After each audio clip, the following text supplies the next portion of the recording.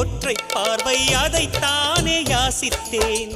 இளையார் என்றால் கிளியே என் உயிர் போக யோசித்தேன்.